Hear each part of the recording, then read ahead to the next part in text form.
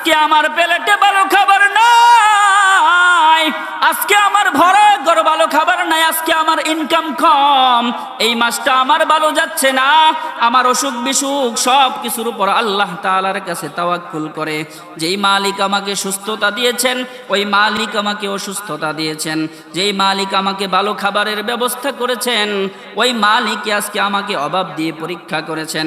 যেখানে দুনিয়ার সবচাইতে দামি মানুষ নবীজি সাল্লাল্লাহু আলাইহি ওয়াসাল্লাম বলেছেন, আমি ফকির অবস্থায় দুনিয়ার জীবনটা পরিচালনা করতে চাই, ফকির অবস্থায় মৃত্যুবরণ করতে চাই এবং দরিদ্র ফকির অবস্থায় আল্লাহ তাআলার সামনে দাঁড়াতে চাই।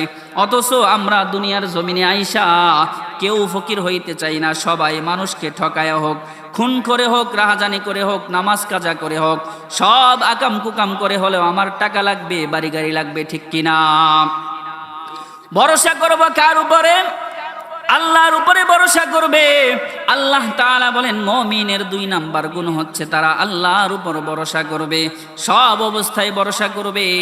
আল্লাহর রাসূল বলেন ভরসার অর্থ এটা নয় হাত পা গুটিয়ে তার কোনো চেষ্টা প্রচেষ্টা ছাড়া ঘরে বসে থাকবে আর মনে মনে ভাববে আসমান থেকে আল্লাহ তাআলা আমার জন্য বনি ইসরাইলের মতো মান্না সালোয়া পাঠাইবে, এটার নাম ভরসা নয়।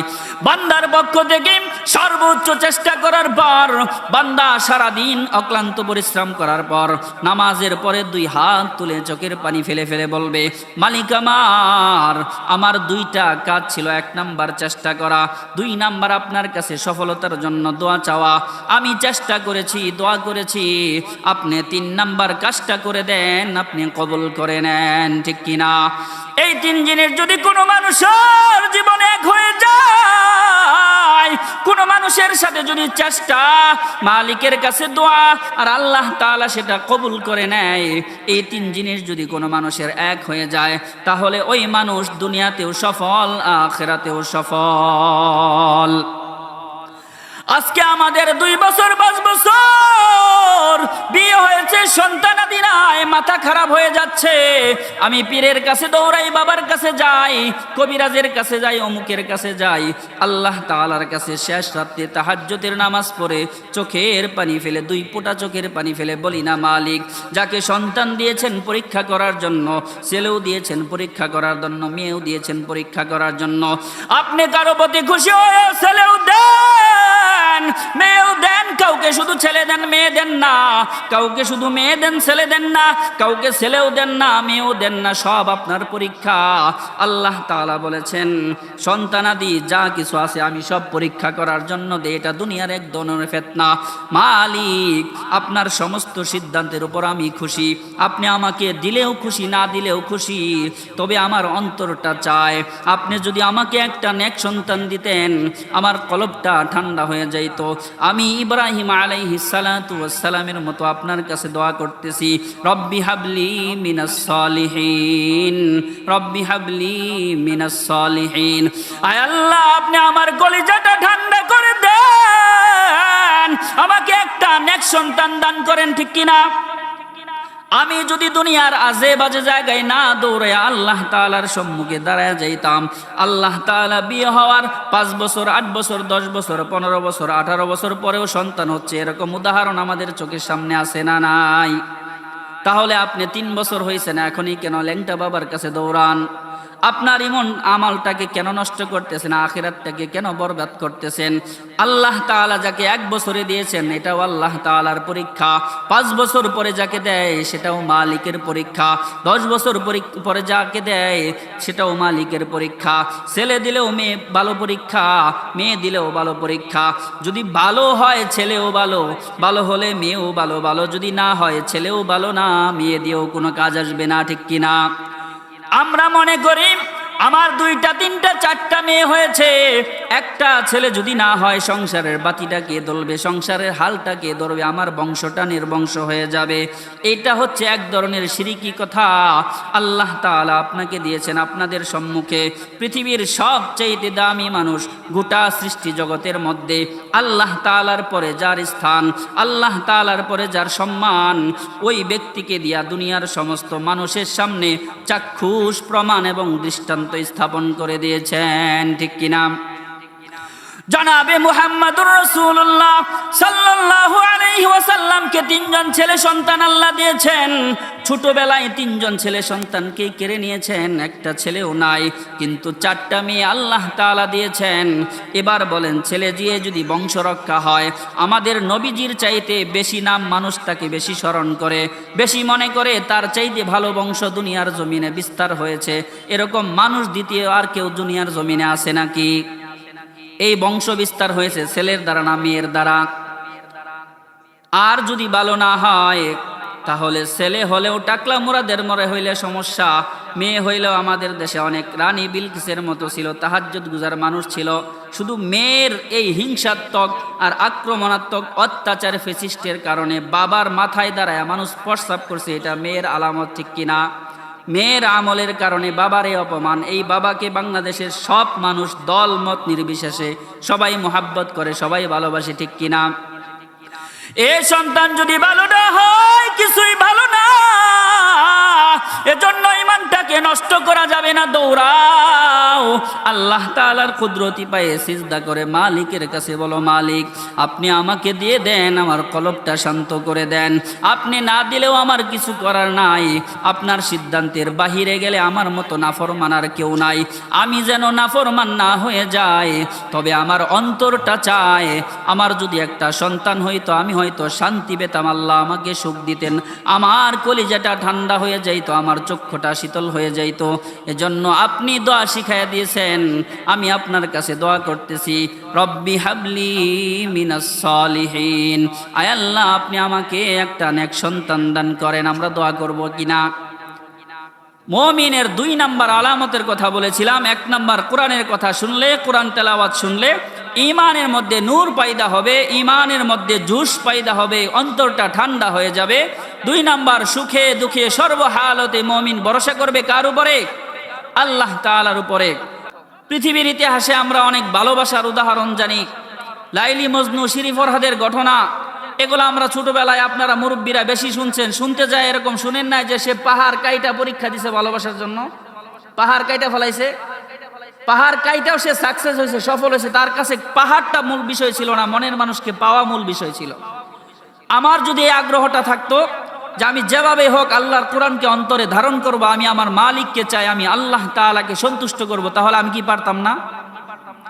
যে আমি খানা 1 বেলা কম খাবো, রিস্কা 1 ঘন্টা কম চালাবো, ক্ষেত 1 ঘন্টা কম লাগাবো, অন্য অন্য কাজ আমার জীবনের দৈনন্দিন যেগুলো না করলেই চলে না, ওই কাজগুলা থেকে আমার জীবনের বড় একটা অংশ হিসাবে দিন শিক্ষা দিব। আমি আল্লাহ তাআলা আমার জন্য দিন শিক্ষা ফরজ করেছেন। আমরা সবাই বলি তলাবুল ইলমি ফরিদাতুন আলা কুল্লি মুসলিম, আল্লাহ তাআলা সবার জন্য দিন শিক্ষা ফরজ করেছেন। আসলে দিন শিক্ষা ফরজ কতটুক, সীমানা কতটুক? আপনি চাকরি করেন, চাকরির ব্যাপারে হালাল হারাম আপনার জানা, এটা আপনার ফরজে আইন। আপনি ব্যবসা করেন, ব্যবসার ব্যাপারে লেনদেনের ব্যাপারে হালাল হারাম কতটুক, এইটুক এলেম জানা আপনার জন্য ফরজ। এইটুক ব্যবসা বাণিজ্য লেনদেন অন্য অন্য বিষয় বাদই দিলাম, নামাজ সহি শুদ্ধ করে পড়া লাগে, এইটুক বেসিক জ্ঞান কয়জনের আছে? নামাজের 14টা ওয়াজিব ভালো করে জানে, নামাজ ভঙ্গের কারণগুলা ভালো করে জানে, সুন্নত নফল এগুলা বাদ দিলাম। কমপক্ষে তাশাহুদটা সে সহি শুদ্ধ করে পারে, দোয়ায়ে কুনুতটা সহি শুদ্ধ করে পারে, 2, 4, 5টা সূরা মদ মাখরাজ গুন্না অনুযায়ী সুন্দর করে সহি শুদ্ধ করে পারে, এরকম নামাজি কয়জন আছে? বেনামাজির কথা বাদ, যারা নামাজ পড়ে কাতারে, এদের মধ্যে কয়জন আছে? তার মানে নামাজ পড়তে যে মজা লাগে, মিলাদ পড়লে মিষ্টি খাইলে যে মজা লাগে, মিলাদ শিখতে এরকম মজা লাগে না। নামাজ পড়লে আমি মুসল্লি, আমি হাজি সাহেব, গাজী সাহেব, আমি নামাজি, আমি অমুক তমুক, এই পরিচয় দিতে যেরকম মজা লাগে, হুজুরের কাছে বৈশা 1 ঘন্টা 2 ঘন্টা তালিম নিতে, একটা সূরা শিখতে, তাশাহুদ শিখতে মজা লাগে না আমার কাছে এরকম। আল্লাহর মারিফাতের মজাটা আমার অন্তরে এরকম নাই, এজন্য এই স্বাদ আমি পাই নাই। এজন্য আমি সারা দিন লেংটি মেরা কাজ করি যে দিন শেষে আমি 500-700 টাকা পাবো। 500-700 টাকার মজা পরিচয় আমার অন্তরে আছে। এজন্য যত শীত হোক, যত কষ্ট হোক, আমি সেই 8 ঘন্টা কাজ করতে পারি, কিন্তু 1 ঘন্টা দিন শিখতে পারি না, কারণ এই দিনের মজা, দিনের বুঝ আমার অন্তরে নেই। আমি কত কঠিন কঠিন অসাধ্য কাজকে আমি শুদ্ধ করে দিচ্ছি, সাধ্য করে দিচ্ছি। সেই কাজ আমি জানি 1 মাস ট্রেনিং করলে ভালো আমার একটা চাকরি হবে, 1 মাস পরিশ্রম করলে মাস শেষে ভালো একটা পারিশ্রমিক পাবো। এই আশায় 8 ঘন্টা 10 ঘন্টা ডিউটি করার পরেও 4 ঘন্টা 5 ঘন্টা ওভারটাইম করি। মাস শেষে যখন আমি বেতনটা পাই, 1 মাসের সমস্ত কষ্ট ভুলে যাই, 1 মাস পরে আমার ইচ্ছা, আমার 100% নিয়ত আছে মাস শেষে আমি বেতন পাবো, এবার বেতনের চাইতে আরো 10,000 টাকা বেশি পাবো, এই আগ্রহ নিয়ে পুরো মাস আমি পরিশ্রম করি। কিন্তু এই আগ্রহটা যদি দ্বীনের ক্ষেত্রে থাকতো আমরা সবাই দ্বীন শিখে ফেলতাম, ঠিক কিনা? সাহাবা একরাম এই আগ্রহ, তাদের কাছে দুনিয়ার সব কিছুর মধ্যে যে আগ্রহ ছিল তার চাইতে বেশি আগ্রহ ছিল দ্বীন শিখার মধ্যে। এজন্য বয়স তাদের কাছে কোনো বিষয়ই ছিল না। যে যেই বয়সে ইসলাম কবুল করছে সবাই আলহামদুলিল্লাহ দ্বীন মজবুত আঁকড়ে ধরার কারণে দ্বীন শিখে ফেলেছে, অন্তরে দ্বীন ধারণ করেছে, লালন করেছে, দ্বীন তাদের জন্য সহজ হয়ে গেছে। আমরা অটো দিন পায়ে গেছি। আমি মুসলমানের ঘরে জন্ম নিছি, আমি বৎসরে ঈদের নামাজে যাই, সাপ্তাহিক চহিদারি হাজিরা দেই, শুক্রবার করে জুমার নামাজে যাই, আমি কোরবানি ঈদের সময় সামাজিক বন্টনে আমি গোশত খাই, আমি মুসলমান। এরকম ওয়ারিশ সূত্রে আমরা মুসলমান, ঠিক কিনা? আসলে এই সব কিছু ওয়ারিশ সূত্রে হওয়া যায়? চেয়ারম্যানের ঘরে জন্ম নিলে কি মানুষ চেয়ারম্যান হয়? মেম্বারের ঘরে জন্ম নিলে মানুষ মেম্বার হয়? আলেমের ঘরে জন্ম নিলে মানুষ আলেম হয়? ডাক্তার, ইঞ্জিনিয়ার, প্রফেসর এদের ঘরে জন্ম নিলে কি পড়ালেখা ছাড়া, কষ্ট করা ছাড়া, তার মেধা খাটানো ছাড়া, পরীক্ষা দেওয়া ছাড়া, সার্টিফিকেট ছাড়া ডাক্তার, ইঞ্জিনিয়ার, প্রফেসর হওয়া যায়? তার মানে মুসলমান হতে গেলেও কিছু পরিশ্রম, কিছু পরীক্ষা, কিছু মেহনত, কিছু কষ্ট করা লাগবে, ঠিক কিনা? আল্লাহ তাআলা আমাদের সবাইকে খাঁটি মুমিন মুসলমান হওয়ার তৌফিক দেন, সবাই বলি আমিন। মুআজ্জাজ হাজিরিন, আমি বলতেছিলাম আল্লাহ পাক রব্বুল আলামিন বলেন মুমিন হলো তারা যাদের সামনে দ্বীনের আলোচনা করলে, দ্বীনের কথা বললে, কোরআনের কথা বললে তাদের ঈমান বৃদ্ধি পেয়ে যায়, কলবটা শান্তি হয়ে যায়। আল্লাহ পাক রব্বুল আলামিন তারপরে বলেন আয়াতুহু যাদাতহুম ঈমানাও ওয়া আলা রাব্বিহিম ইয়াতাওয়াক্কালুন। 2 নাম্বার মুমিন তারা যারা সুখে দুঃখে সর্ব অবস্থায় আল্লাহ তাআলার কাছে ভরসা করে, আল্লাহর উপর তাওয়াক্কুল করে। আল্লাহ তাআলার উপর ভরসা করবে। সামনে আমাদের অনেক ভরসা এবং আমাদের ঈমানি পরীক্ষার অনেক জায়গা আসতেছে, এখানেও আমরা ঈমানি পরীক্ষা দেওয়ার চেষ্টা করব। আমরা আমাদের ঈমানি দায়িত্ব পালন করার চেষ্টা করব। অল্প কয়েকদিন পরেও আমাদের ঈমানের ছোটোখাটো একটা পরীক্ষা আসতেছে, সেখানেও আমরা ঈমানকে মজবুতভাবে আঁকড়িয়ে ধরার চেষ্টা করব। খারাপ মানুষের তুলনায় সৎ ভালো মানুষকে সাপোর্ট করার চেষ্টা করব।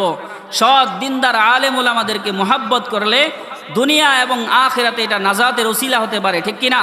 এজন্য আমরা আলেম ওলামাদেরকে মুহাব্বত করব, তাদের সোহবতে থাকবো, তাদেরকে ভালোবাসবো এবং আমাদের যে আমানত দিয়েছে, যে আমানতের মাধ্যমে আমাদের নেতৃত্ব পয়দা হয়, সেই আমানতের ক্ষেত্রেও আমরা আমানত রক্ষা করার চেষ্টা করব।